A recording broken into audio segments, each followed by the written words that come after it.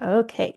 Well, welcome everyone. This is our orientation to application webinar, and the goal here is just to give you an idea of how to move forward. Like, how do you know that you're doing the right things at the right time, and that nothing is like falling through the cracks, and that you have a clear path forward, right? So we're going to talk about ways to get help and what you can do to prepare, what you should be doing when. My name is Michaela. I'm the founder of GC Prep, and we have many wonderful coaches, and we'll talk about what those coaches can do to help you along your way if you decide to work with us further. And if not, cool. There's lots of good things that you can use for free. And we'll talk about some things that you should be like asking or engaging with other people, like outside of GC Prep if you're getting help elsewhere. Okay, so here we go. All right, here's what we're going to do. We're going to talk a little bit about what GC Prep is, and then we'll talk about what successful applicants look like in general.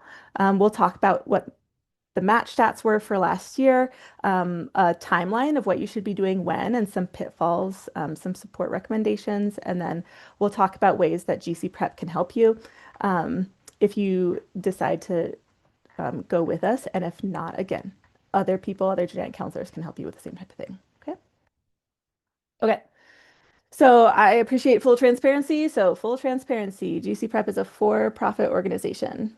I mean, technically, we're still waiting for that profit, but technically a for-profit organization. Though we are working on developing a like a nonprofit arm, but that is a long process and slow. So we're still working on that.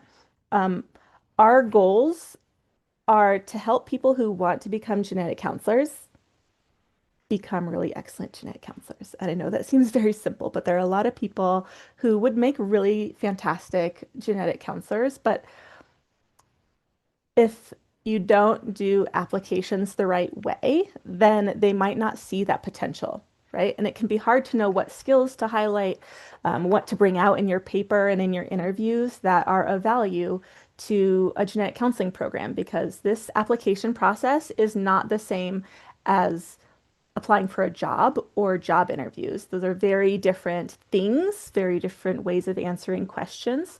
And so if we approach it like applying for a job, or if we're trying to write the same way we do for like a scientific article that we're involved in, it's usually not very successful. So we just want to make sure that our methods of applying are appropriate for this type of career, because that's the way that you will really show off the skills that they're most looking for genetic counselors. Okay. So I don't like it when I have a goal and I don't understand how to achieve it. Right. So that is why GC Prep was formed. And then we have another goal, which is to help address the inequities and like the diversity issues within the field of genetic counseling. Um, they relatively recently got called out after far too long. But there are still like significant imbalances in the field. And so we're trying to make our services, especially our videos, free to people of underrepresented groups. So we'll talk more about those videos and the benefits that they can bring you if you watch those. Okay. We're also just trying to improve general help for people who are new grads, current students, people prepping for their board exams after they graduate, job hunting, all of those things. Okay. We have about 8 people working for GC Prep right now. 7 of them are coaches, and um, altogether, we have over 75 years of experience being genetic counselors. So lots and lots and lots of experience in almost every field and specialty imaginable, lab work, research, all the big clinical stuff, prenatal peds cancer, things like that. We have people in business and people in entrepreneurship. We have people who have been program directors and assistant program directors. So that can be really helpful if you want someone who's like seen hundreds of applications in the past to give you advice on yours. So um, we we can definitely help you, and um, we have the experience to help you get there. Okay.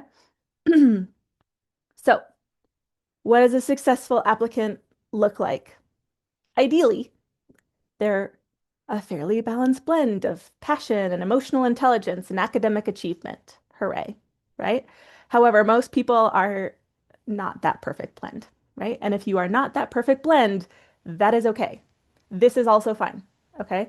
There are people who have the passion and their emotional intelligence is just really high. Like they understand interpersonal interactions, they understand where to find insight, they understand why the experiences that they've had were meaningful in the long term, right? And even if they don't have as high academic achievement, even if the GPA is not as impressive as some others, this type of applicant can still be successful. Okay. So we can cover a lot of ground and make up for several, I don't know, prerequisite sins by having a lot of emotional intelligence. Okay. So everybody's pie here is going to look a little different and different proportions. It's our job as coaches to help you bring out your skills so that the areas where you're weaker can be compensated for by strengths, and those areas that are weaker, we can help you work on them. Okay. I will say, um, notice that the passion section is pretty much the same. Okay. This has to be something that you are passionate about. Um, and you should have a specific idea of why you are passionate about the field of genetic counseling. Okay. Their interviews are essentially going to ask for that. Your statement of purpose and the essays that you're submitting are going to want to understand why you want to do this, why you're passionate about it. Okay. So it's really important that you go beyond like, yeah, I'm just super interested in this, but you have reasons like specific why this is good for you, why you're so excited about it, why it feels like a really good fit for you. And some of that is understanding your personality and the things that you care about and the things that are valuable to you, right? Um, Understanding that about yourself can help you understand why you're passionate about the field of genetic counseling. And especially now, being passionate about becoming a genetic counselor is really important. Again, I like transparency, and the job market has not been super wonderful for like the last 2 years or so. Okay.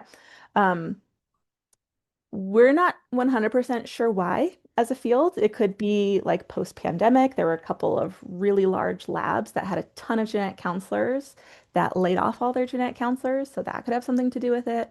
Um, it's it's rough out there at the moment. Okay.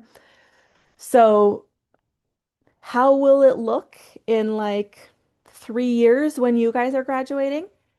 I don't know. Could be the same, could be better, could be worse. I don't know. Um, for people who are like interested in genetic counseling, but they're like, oh yeah, this would be a good field. It would fit with me. I think I'll go for this. And the conviction isn't totally there. Like another path could be financially safer. Okay. Just want to put that out there. But if you are someone who's like, I know for sure that I want to be a genetic counselor. This fits with me. This is going to allow me to do the type of work and use my skills and make the mark on the world that I want to make. Like I'm passionate about that. So I will deal with whatever hardships there are in 3 years when I get there. Cool, right? That is totally fine. Okay. So schools are able to tell who is passionate and who is not passionate. So if this is something that is kind of just like, yeah, it'd be good, it's nice, but we don't have like a high level of dedication to this, um,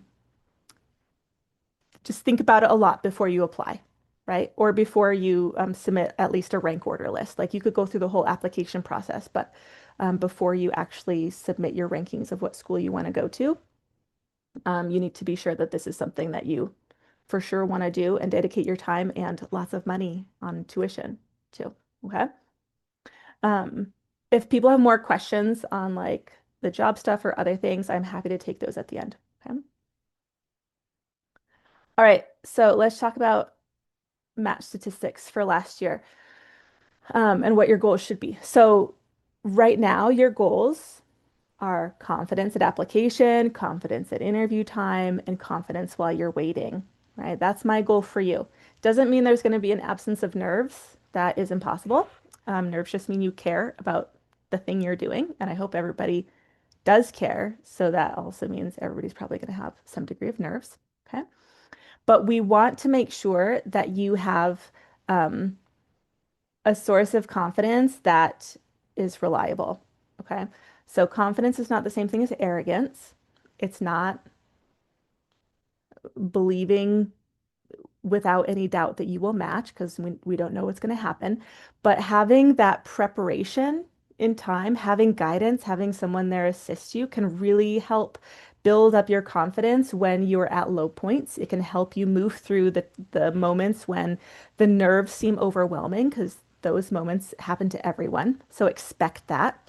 So in the next few months when you feel like this is so overwhelming, I'm super nervous, I can't accomplish this, just know that that is a normal part of the process. Okay. Nothing is wrong with you. You can expect to experience that for a little bit. Just get help, right? Don't stew in that feeling by yourself because that's a hard place to be, and there's no reason for you to stay there longer than you need to. Okay. So get help from us or from other sources. Okay. If you are a reapplicant, that's very common. It is not detrimental to you to be a reapplicant, so you don't have to feel um, like damaged goods because you're a reapplicant, like at all. That's not the situation. Programs up actually love reapplicants because it shows dedication. Like, I'm trying this again. I'm taking another year of my life to try again, right? I'm growing. We just want to see how you've grown from then to now. But there still is some extra baggage that people who are reapplicants have to face because they have experienced that rejection the first time or even the second time or more, right? So just know that it is something that you'll probably be feeling, but it does not have to be something that's holding you back. Okay, it's not judgmental. So last year, um, and I guess not really last cycle, right? So people who matched in April of 2025 this year. So overall, about 1,771 people applied. That's down from the previous couple of years. There was really a surge in applicants during the pandemic. Okay. About 1,073 of those were interviewed and 662 matched. Okay. So if we look at what those percentages are, here's what we're looking at. So the red is like national averages. And I don't know if you guys can see my little mouse thing. But the overall match rate was 37.4%, which is the highest it's been in at least 7 years, 8 years, if not ever. Okay, I don't know before then. So really, the time is pretty good. Like, odds are the best they've ever been, kind of, to get into school. And that's because the number of applicants has slightly decreased from about 3 years ago, and the number of seats in programs and the number of programs available keeps increasing. Okay, so overall, that's good for you. But if we looked at people who used GC Prep for coaching, 76% of those matched. Okay, so we almost doubled that match rate. For people who interviewed, just nationally, that 1,073 out of the 1,700 something, that was about a 60.5% chance of being interviewed, which is required to kind of continue the application process and be considered for matching. But of people who used GC Prep, it was almost 86%. And then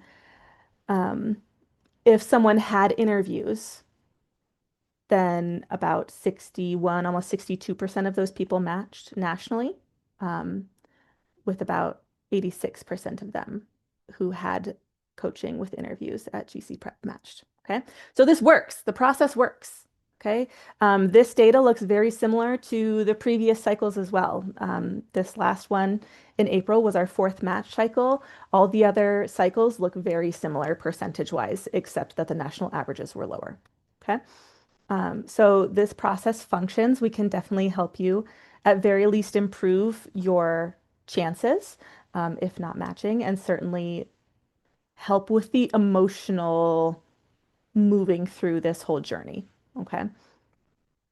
So what are your goals more specifically? Because yes, our overall goal is general confidence and feeling prepared, but that's like a wish unless we have smaller goals. So our first goal is we want to submit strong application documents to represent you as a three-dimensional person. Okay. You are not what is written on your CV or your resume only. Okay. That's a description of what you did. We need to understand who you are, and that's what your paper's for. So we really need to make sure that we have a strong application essay being sent to these programs because that is their first experience with you. And a strong essay is going to get you as many interviews as possible. And the more interviews you've got, the better your chances of matching. Okay. Um, your second goal is to be authentically you in your interviews, which can be very challenging when you're nervous, right?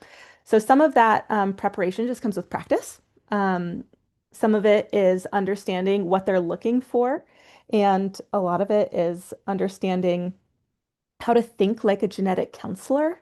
And the earlier you start that, the better.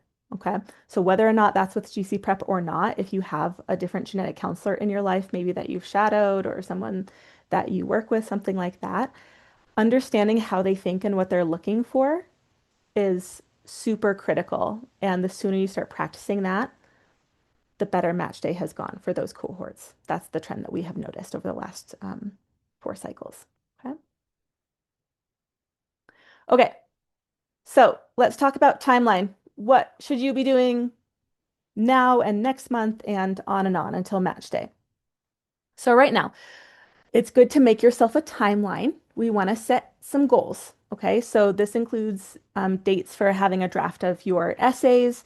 You need to understand when the application deadlines are for the schools that you're interested in, of course. Um, it's also important that you schedule time for you to rest and take care of yourself.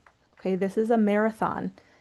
It's going to take a lot out of you. It is like a part-time job, getting ready to apply. So most people schedule their tasks and get them done, but we rarely schedule self-care or think that it is a high enough priority to take precedence over a task that needs to be done. Okay. In this case, we absolutely need to make sure that you're scheduling self-care time with the people that you care about, activities that you enjoy doing, getting yourself little treats. Hooray. Okay.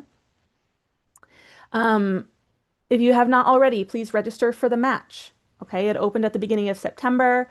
Um, natmatch.com, GC admissions. Okay, it's going to give you a national match service number. That number needs to go on the top of all your application documents. Okay, you cannot apply if you do not have a number. Okay, if somehow you're able to submit an application without a number, it will not be considered without a national match service number. And that's because the national match is the one that is doing the algorithm that puts students with schools. And so if you haven't registered for them or like with them, then they don't know you exist. Okay.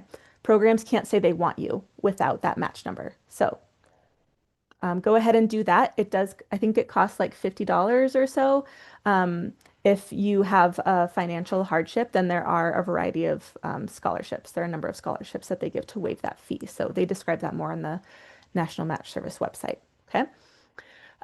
You want to be lining up the people that are writing your 3 letters of recommendation. It's important that when you ask these people, that they know you well enough to provide specific information. Okay. So not just like a professor you had one time who can barely remember your name. That's not appropriate. Okay. That's not going to do you any favors. We want to make sure that they can give you a positive recommendation. So one thing that I would encourage you to do is when you ask these people, ask them if they're willing to write you a letter of recommendation and if they feel that they can truly recommend you. And if they say that they can't truly recommend you, or if they feel they don't know you well enough to recommend you, thank them for that information and find someone else. Okay, that is valuable. A lukewarm letter of recommendation can do a lot of damage, actually, or even like a negative, like do not recommend letter can do a ton of damage. Okay, um, for with programs. So we want to make sure you're picking people who know you well enough and like believe in you in your future. It can also be helpful to provide these individuals with a list of qualities or traits or skills that genetic counselors value, right? So that they can have something to pull from. We have a video on our website, I believe it's free. It's like the vocabulary of a genetic counselor, and it's kind of going through these skill sets that we're looking for and kind of concepts that genetic counselors value, and that can be a good place to start. Um, Also, right now, we are researching schools. So there's lots and lots of criteria that you can use to consider what schools are going to be right for you. GC Prep has a program map. And let me show you that. It's on our website, um, program map. Here it is. Okay. So right now, all these little dots are programs in North America, and you can filter by what you want. So let's say, all right, I'm probably going to be going out of state.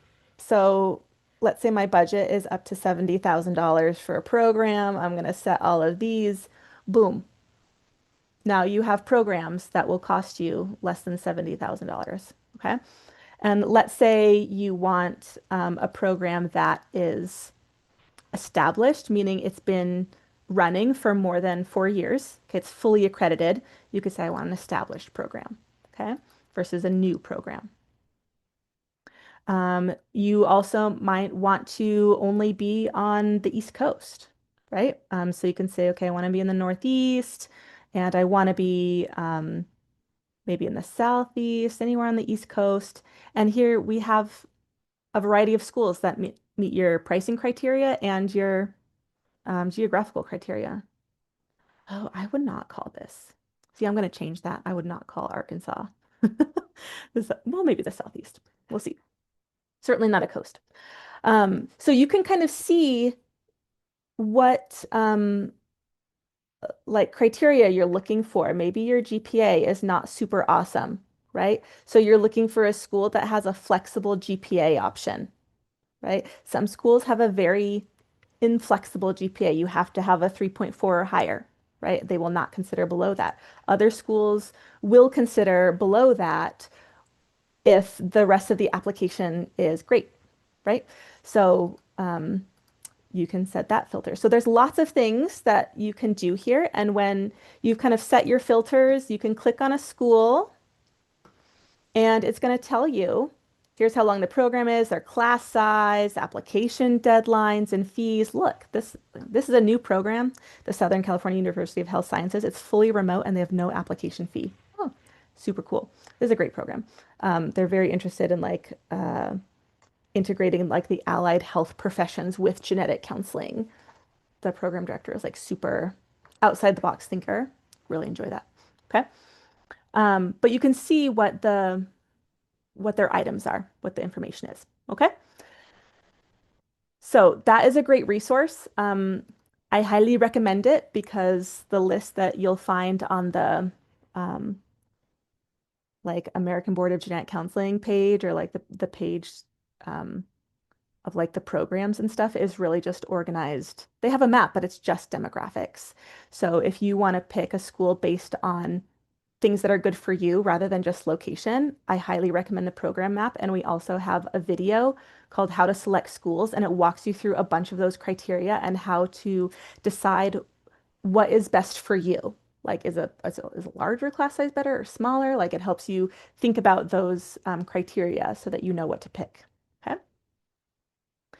Um, Schools will want to know why you want to go there and what you have to offer them.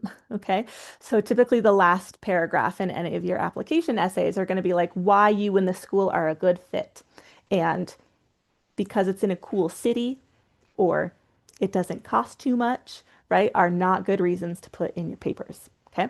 So we want reasons that are specific to you. It doesn't have to be something unique about the school because a lot of the schools don't have really anything unique that no other school has. It's more about like, what about this program fits with your learning style, fits with your life needs, where you want to end up after school, lots of things. And we'll talk about that in a future webinar. But this is something that you need to understand, like specifically why you're picking that school and have good reasons. Okay. And then also right now you are adding to your CV experiences. So we have 11 counselor interviews on our website. If you watch them, they can be added to your CV as observed interviews.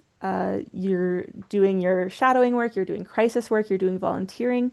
I highly recommend you journal or at least take notes on the things that you're seeing and doing and the experiences that you're having with those, like the shadowing and crisis and volunteering, because that's where you're going to find your insight.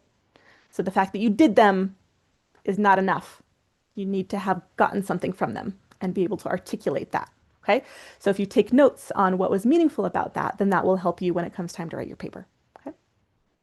Um, these experiences can help point you in the direction of what to include in your paper as well, and also help the program understand who you are.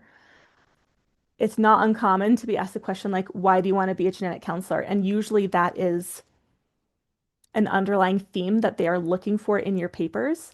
And to help people, period, is not a sufficient answer.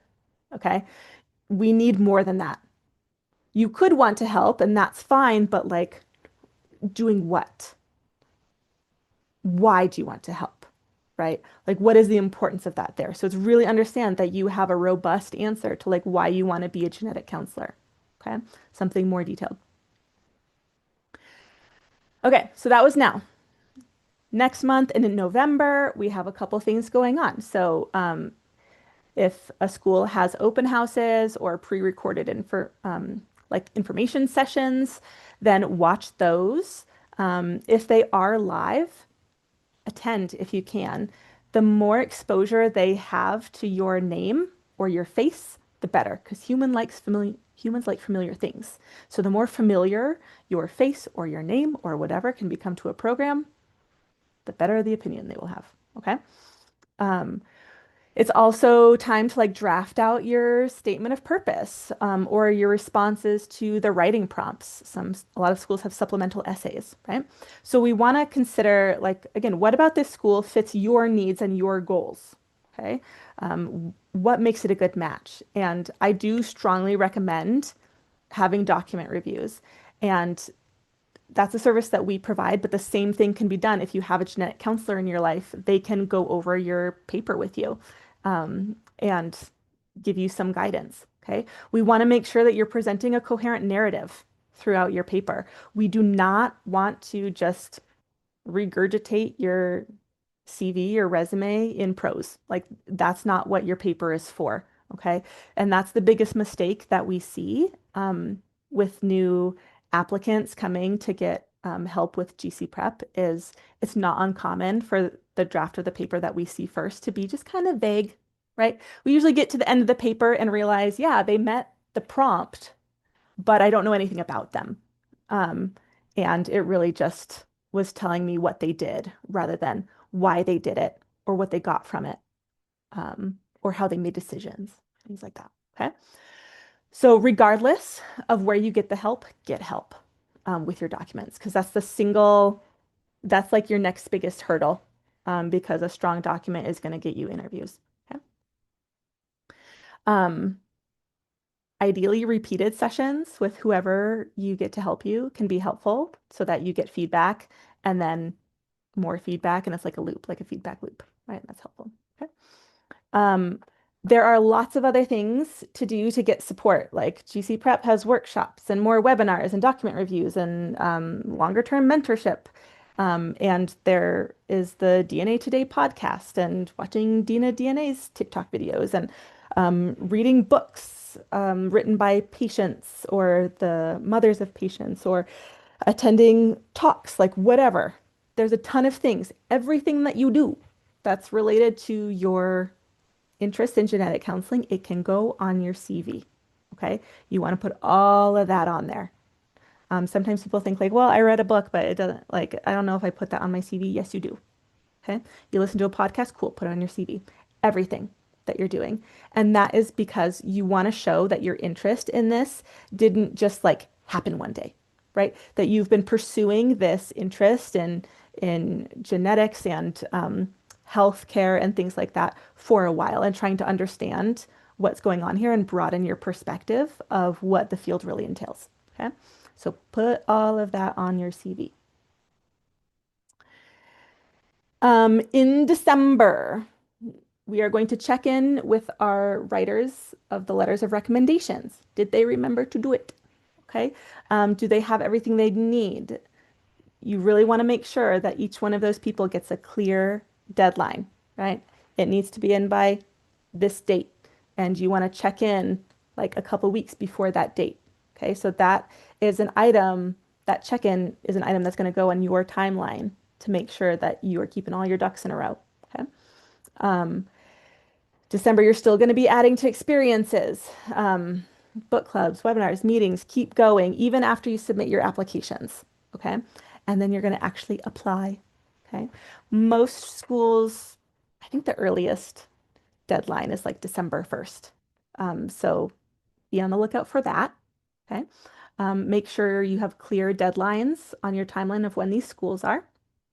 And I strongly encourage you to try to be done before the holidays, or if you're not, because there's a late deadline like mid-January or something, block out some time for yourself around the holidays, whatever you celebrate, because we don't want it to steal your joy, right? We want you to be able to relax and enjoy your holidays with your families or friends or whoever you're spending that with and not feel burdened by needing to apply.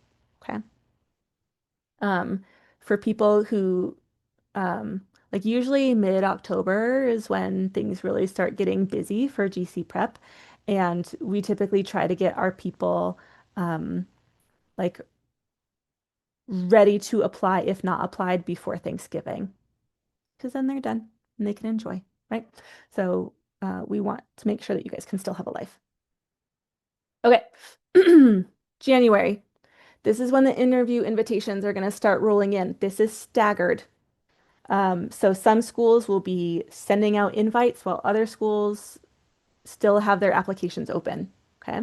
Um, if we look at the data from the last few years on the National Match Service website, you will see that people who matched on average ranked 6 to 7 tracks.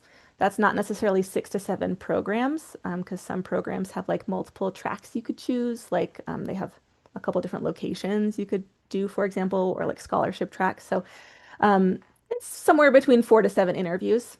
Okay. So I usually recommend applying to somewhere between uh, 7 to 11-ish schools. Okay. That's a good that's a good number. There are people who apply to lots more. I had someone once apply to 15 programs, which I told her she didn't need to, but she wanted to, and then she got 15 interviews, so and had to turn a couple down. But she was an excellent candidate. Um, so you want to apply to a good number because some programs might just you might not be exactly what that particular program is looking for, which if that's the case, good, because you don't want to end up there and be like, we're not vibing. I'm not happy here. You don't want that. But you want to apply to enough that you have a good amount of options. But we don't want to get into a situation where people are like, well, it's hard to get in and I want to give myself the best chance. So I'm going to apply to 20 schools. No, no, no, no. You don't need to spend that money. Okay. It is better to apply to a moderate number, 7 to 11, um, and get assistance with making your paper like really good rather than apply to a massive number of programs without getting help. And then you've submitted something that might not be hitting the mark to a bunch of programs. So this is definitely like a quality over quantity thing, but we still want to have a high enough quantity that you have um, a good chance because each school kind of has their vibe that they're looking for, and they don't always share that. Okay. For people who are geographically restricted, like let's say there's one program near you that you could realistically attend, I have good news. There are multiple remote programs, and I would encourage you to also consider those. Baypath, that Southern California one. Um, Idaho is partially remote, so you can look at that one. So you have options to increase your like school list there. And when you're researching schools, However many you decide to apply to, research double that, right? And then you can put them in like an order. Like these are high priority. These are kind of like, yeah, I'd be interested in going there. And these are my um they'd be fine, but I'm not that excited about it. And then you don't apply to that last group. Okay. January is also a time for practicing your interviewing skills a lot. Okay, this is not a repeat of your CV. Okay, this is not a repeat of your statement. It's not like a job interview. We need to see your thought processes, how you are interpreting the world. That's what we're looking for. Um, we have mock interviews that can help people work out those jitters, get better responses, be more focused, tease out what is your thing that you're trying to get them to remember about you, to get them to notice about you. Okay. So lots of practice needed there. And also starting in January, I highly recommend that you stay off like the chat rooms and discussion boards, like either the Discord or the Reddit, because they just become like a cesspool of anxiety. And no one on there has actually successfully matched yet because they're all applicants, but people are giving advice, so it's a little bit like blind leading the blind at that point. And so the anxiety gets to a fever pitch starting in January and February, and I find that it's just not helpful for applicants anymore. So I would just, if you're going to go on there, just go get what you need and then leave. Okay. Do not dwell. Okay, February to April. This is when you'll be doing your interviews. You are not competing with other applicants interviewing you or being interviewed that same day or in the same group as you. They could take all of you or none of you, right? So there's no direct competition. Um, and we're going to try not to put your favorite school first because first interviews can be a little bit like pancakes. Like the first one's always a little weird, right? So sometimes you can't help it. But ideally, you put your most preferred school like in the middle. Okay. You will need to rank your schools and their tracks by your preference. The deadline for that is April 7th. And then you just wait. And it's hard, but it's only 6 days until match day. Everyone will get an email at the exact same time, and it will either be a congratulations, you've matched to this program, or I'm sorry, you did not match. Okay. So that is what that email will look like. And I forgot to update this part. Last year, it wasn't three that were unmatched, but there were a bunch. There were like 15 seats unmatched. So a variety of applicants got to move forward with like the post-match process and contact schools that had seats still open and do a little bit more interviewing and applying there. Okay. So that is always an option, but we don't always have unfilled seats with the match. Okay. All right. So why consider coaching? I mean, we've kind of talked about it a little bit already, but here are the things, there are things that you know and things that you don't know, and then there are things that you don't know that you don't know, and that's the biggest problem. Okay. So you've put in a lot of effort, you know your prerequisites, you've been doing all the things and getting ready for genetic counseling and all of that, and that is a lot of time and effort. And that when you become stuck, you can do online research, you can speak to genetic counselors with like informational interviews, you can ask more questions, but there are some things that you just don't know that you have a gap. And those are the worst because there's no way to fix it if you don't know about it. Fortunately, we know what those are, right? And we can tell you, and then you can fix them, right? That's the benefit of having a coach, whether it's GC Prep or someone else, okay? If you are anyone who's applying, whether it's a first time or a reapplicant, like they haven't been successful before, right? So you need to speak with someone who has successfully been through this process and understands what they're looking for to help you fill in those gaps. Um, Also, in general, the field of genetic counseling tends to attract anxious people pleasers, right? It's just kind of our thing.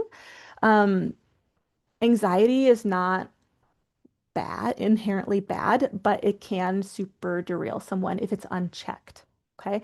So we're never going to be able to completely make the anxiety go away, but we can put it in its spot. Okay. We can make sure that it's not taking over and really like ruining your efforts. We don't want that. So guidance, coaching, or mentorship can help you make sure that anxiety stays in its place while you are able to successfully work towards your goals. Okay. Okay. So what are some resources that you have? There are some free items. We talked about the program map. Um, It is wonderful. It's a lot of work for us to put together, and it's what I wanted when I was trying to apply. So please use it. Okay. I hope you find programs that you wouldn't have otherwise considered, but that look like a good fit for you. Okay. We also have our educational videos. It's about 24 hours worth of videos, actually, and there's information on like the field of genetic counseling in general and what we get paid and what the specialties look like and what the issues are. We also have videos on like application concepts, like writing your statement of purpose and how to select schools. And for international students, like what you need to think about with visa stuff and schools that are like a STEM school versus not, and how to get the most out of your crisis work, things like that. And then we have those counselor interviews. So normally the videos cost money, but they're always free to people who are of an underrepresented demographic. So either like a racial demographic that is underrepresented in field of genetic counseling, or LGBTQIA plus community, or people who are very, very low socioeconomic status can apply on our demographics survey on the financial aid tab of our website. And we're also offering a trade, okay, because the program map needs to be updated for this year. Currently, it has last year's information because schools don't update their pages until like the very end of August.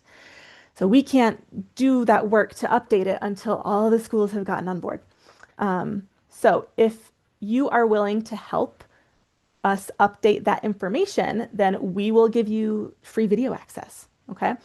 So if that's something that you're interested in doing, you can like register for that. It's basically so coaching and mentorship and then book coaching services. We're getting there. Okay. And then right here, help with the program map. So you can read a little bit about it when that opens and you can book it. It's going to say it's on like the 26th of September. It's not really on that date. That is just when we're hoping to have the information back by. But if you register for this, then you get an email with the applicant data collection information. It's this essentially. So there are some instructions on the first page, and then over here, people who are participating would like claim a section like this by putting in their name. And then these are the schools that you would do your research on. So we already have a lot of information from last year, so you would just be verifying that that information is correct. And when it is, you just put that field in green so that we know it's done, right? And if you have a question, you put it in orange. Okay. All the instructions are there, but that's a great way to get free videos. It's a $110 value, but it's only available until the 26th. Okay. We also have a couple of free webinars coming up. We've got one mid-October that's going to be on writing your statement of purpose. And then mid-January, we usually do interview prep. And then there's usually one early May for people who didn't match. Okay. And we are also working on developing some like case review free series. But we don't have dates for that yet. But keep checking in because we're going to try to get that going. Okay. Um, if you are looking for some coaching, then this is what we offer. Okay, here are those educational videos, right? They're great for everybody. They're designed to get you a lot of the information you need to know, so that when or if you do show up to live like one-on-one coaching, we're not going over like the super basics. You've already been through all of that, and now we can like really get into like the details of you and what you need and how to present you, so you really get high yields out of those one-on-one coaching sessions. Okay. We have workshops. There's one coming up actually on the 30th that um, it's up to 30 applicants, but it has two coaches. So this one's going to be on like the CV and your statement. So we'll do a little bit of instruction, but then we're going to break into like breakout rooms with a coach in there each, and the applicants can be like, hey, I have like this part, like, what do you think about this paragraph? Or I have this idea for a hook of starting my paper. What do you think about that? Or how can I make this part of my CV better? So we won't have time to go over everyone's stuff, but you can bring like a specific portion of what you have so far and get some guidance on it. So it's a great way to kind of like dip your toes in if you're thinking about coaching, but aren't ready to like fully dive right in, we're going to have another one of those in interviewing in the spring as well. Okay. And then we have like document review sessions and mock interview sessions um, that we can review your stuff, help you one-on-one. There's also unstructured time if you don't have anything to review, but you want like a planning session. Like, I have ideas, but there's too many to get all down in a coherent manner. So I just need some help getting started. Unstructured time is great for that. And it's a great way to kind of like kick things off. Okay. So these services are for people who are just kind of like, I don't know how deep I want to go yet. I just, I'm doing okay on my own so far. Okay. But for other people who are like GC ride or die, there are these options. Okay. We have packages of document reviews and mock interviews. So they come in 2 to 3 session packages and they're discounted compared to that many individually. When we look at our successful like matched applicants from the past couple of years, they have averaged 3 to 4 sessions, 3 to 4 sessions of document reviews and like 2 to 3 sessions of mock interviews. That seems to be the winning combo. Some people want more than that, especially if you're applying to a lot of schools. Other people don't need that many. So it's really up to you. But it's really great to get that feedback loop and that like repeated check-in as you're working on these skills of learning how to think like a genetic counselor and apply that understanding to your paper. Okay. And then some people really want like a long-term cheerleader, and there's nothing wrong with that. Okay, we call that long-term mentorship. It can be like 4 to 24 sessions, and you can meet at a schedule that works for you. And one of our coaches also is a life coach, has a life coaching certification, so they can help with things beyond just documents, like if you need help finding or identifying your values, if you need confidence building exercises, if you need tools to help you improve as a person, long-term mentorship can be really helpful for those individuals.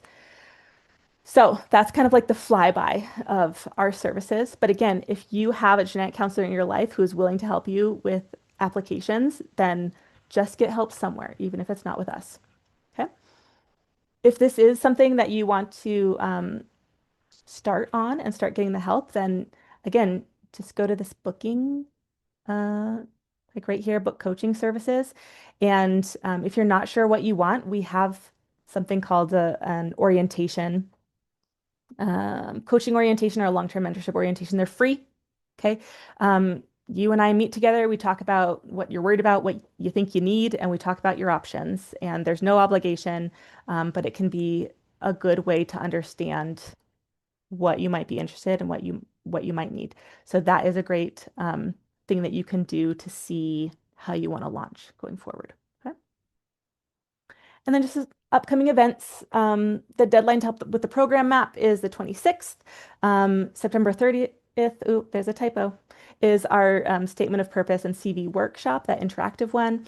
The next webinar, which is free, is on writing your statement of purpose. That's October 13th. And we're looking to do another workshop on statement of purpose, probably in mid-November. The premium services are held by the coaches that have been program directors and assistant program directors over admissions. Okay. So those services, they also do premium document reviews and mock interviews. They cost more because I pay them more because of their experience, right? But if that's something that you're interested in, then those coaches that have that admission experience are doing another workshop. Okay. So if you have any questions, you can send me an email that comes directly to me. If you really want help planning everything out and start strategizing unstructured time and just keep staying engaged in any place possible to learn more about the field of genetic counseling, stay engaged and make sure you're including all of that on your CV. Okay, that is the end of my presentation. So I'd love to know if any of you have questions.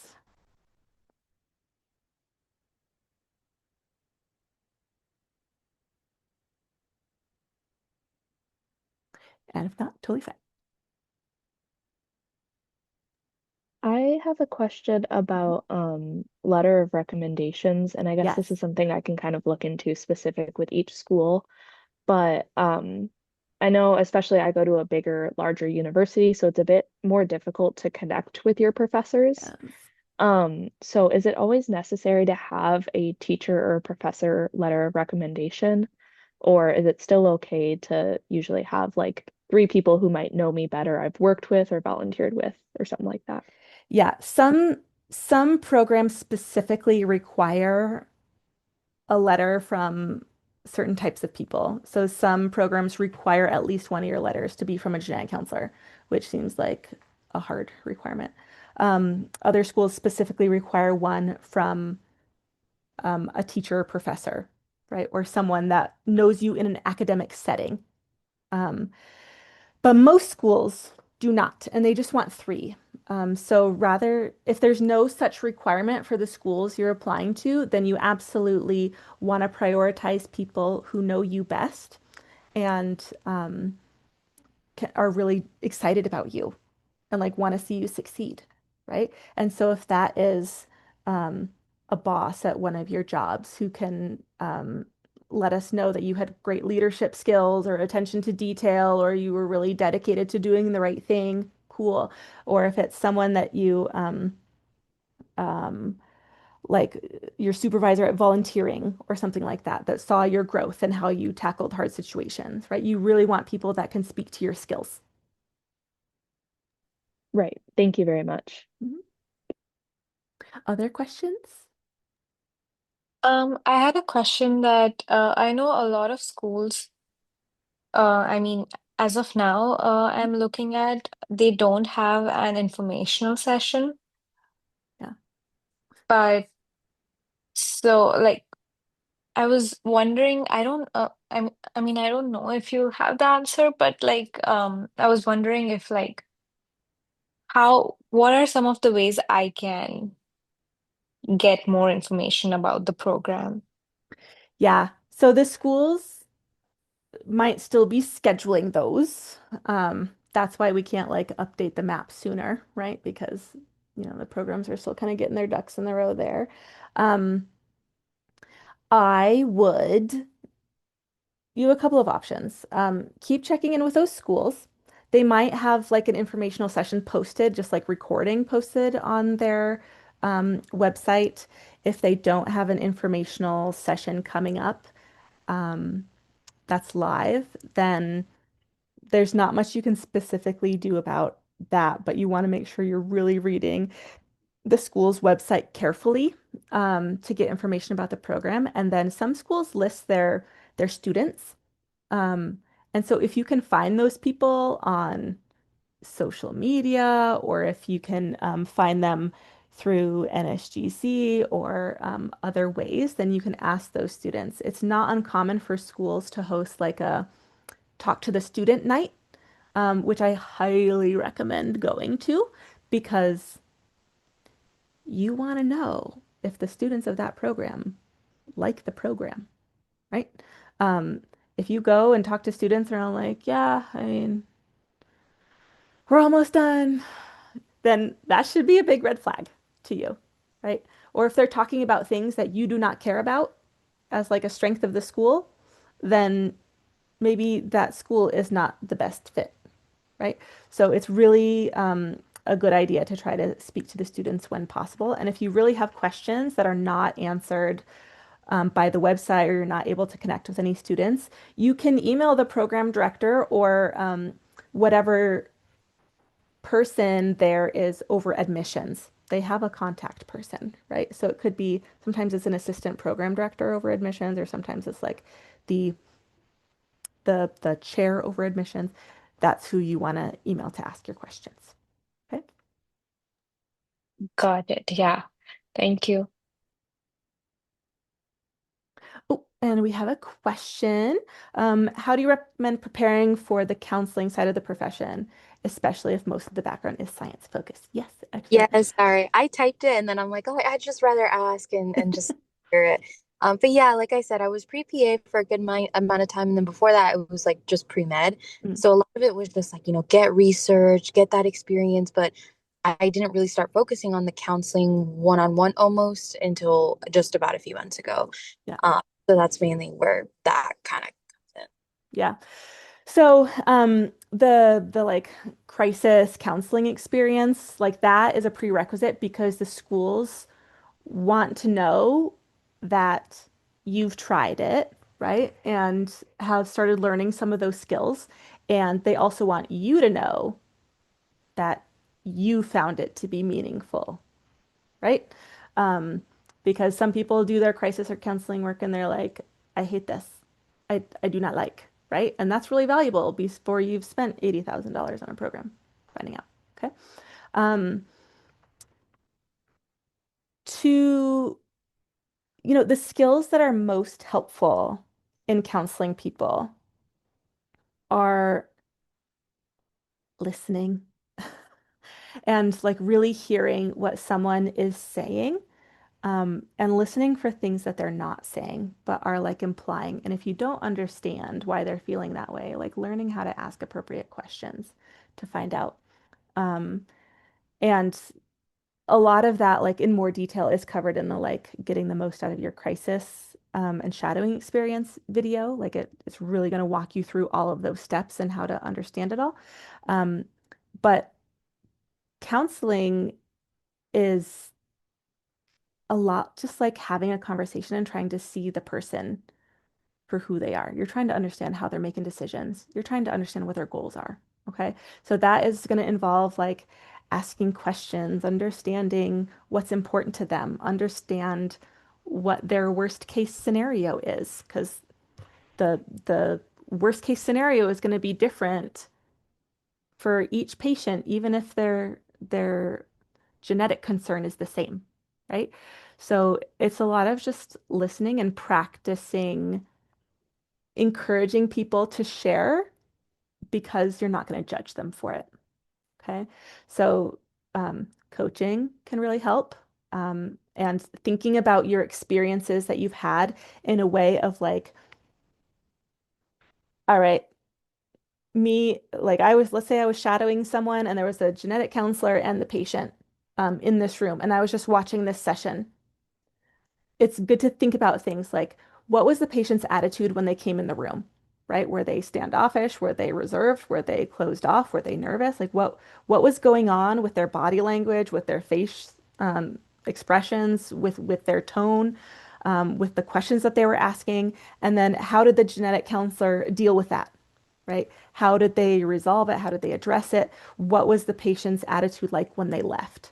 Okay. So comparing like the starting point and the ending point of that experience can really help you think about what led to the change, because that's the goal of a genetic counseling session, right? Is to help people feel more in control of the choices that they're making. Okay, so they understand their options, they understand how those options would fit into their values or their needs or the context of their life. And you won't be able to understand all the things that are going into their decision, but an appropriate counseling session can help them move through that process so that they're leaving the room feeling like the path that they're on, that they're moving forward with, is the best one for them in this situation, even if, there's no way that we can fix any of these genetic conditions for the most part.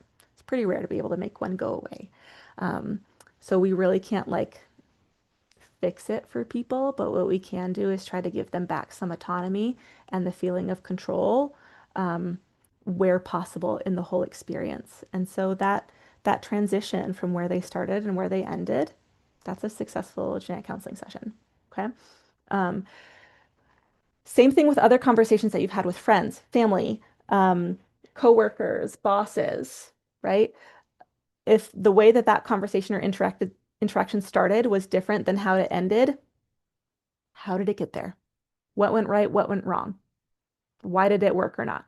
Right? Thinking about those types of ideas is thinking like a genetic counselor, and that's what coaching can help you start drilling down and digging up that insight into these experiences that you've had, because that insight, that's the valuable part. Okay? It doesn't matter that you've done all these prerequisites and have done all the crisis work and all the things that you're supposed to do if you can't understand what it means, like what it meant to you and to other people, and being able to dig into that insight is really what you need to show in your paper and also in your interviews, because that is a skill that programs are going to see that you already have the beginnings of, and they're going to think, I can work with that. That is what we need and what we will amplify in this program. So they're looking for people who already show that they have some knowledge of that and some skills so that they can take it and make it even better in your program. Does that make sense? It does. Honestly, a lot of what you said really is resonating with me. Just because again, sometimes I kind of find it difficult to find meaning in the things that I'm doing. So sometimes I'm like, yeah, okay, I worked at a doctor's office and it's like whatever, but then it's like, no, no, no, everything that I have been doing can in some way, shape, or form, lead to the next thing. Right. So yes, no, you're right. Exactly. I like what you said about the beginning of the visit towards the end of the visit, just because recently I also shadowed a few genetic counselors. It was just two, just because my area, it's not a very big area for it. But I was lucky enough to do that. And so it was very much of that. Be like, okay, they're coming in here with a certain diagnosis, whether they know about it or don't. And then it's like, how can we either help them or help their family members, Yeah. whatever, with deal with this diagnosis. So yeah, no, I really appreciate that. I took notes. I like what you said about giving them autonomy as well, Yeah. because we want to make them like feel heard, feel understood, and genuinely, yeah, you're right. Right. Mm. And that is why genetic counseling exists. Like doctors can provide genetic information. It's not like doctors don't know how to do that. Um, Doctors just don't have the time to help people put the information in the context of their life and their needs, right? Because doctors could see like 20 to 30 people a day, like boom, boom, boom. We got half an hour to do this session or 15 minutes or whatever it is. We got to get people moving on. My job is to make sure the body is working. Okay. The genetic counselor's job is to make sure that the care that we are moving forward with is relevant to you, that you want it, right? And if you're deciding not to do anything, not to do any more treatments or testing or whatever, that they are at peace with that decision, right? We want people, even if someone's going through like the worst experience of their life, which in many situations, the reason that someone is in your office is because something's going very wrong with either their pregnancy or their kid or whatever, and it could be a super low point for their family, right? Um, you're probably not going to see the best of them right then. But the goal is in 5 years, in 10 years, when they've made it through like the worst of this time and they've had some time to process, that they can look back on the decisions that they made in that genetic counseling session and think, I made the choice that was best for me at that moment. Even if I wouldn't make the same choice now, if it were happening again, at that moment, I know I made the right choice for me, right? That is a gift that genetic counselors can give to their patients. Okay. So that's what we're working on. That's what we're trying to get to. And it's not, it's not fixing it, but it's being there, showing that you care about their experience, showing them that you're on their side, that you want to help them, right? And helping them make the decisions that just make sense for them. Yeah. I love that. Thank you, Michaela. I really appreciate it. Yeah, you're very welcome. We are a little past time, so I want to be respectful of your guys' time, but do we have any final questions? Nope. Okay. Well, thank you so much, everyone. And feel free to reach out if you have any questions or if you want to help with the map, just let me know. And we hope to see you back. Take care, you guys. Have a good night. Thank you. Good night. Thanks. Bye.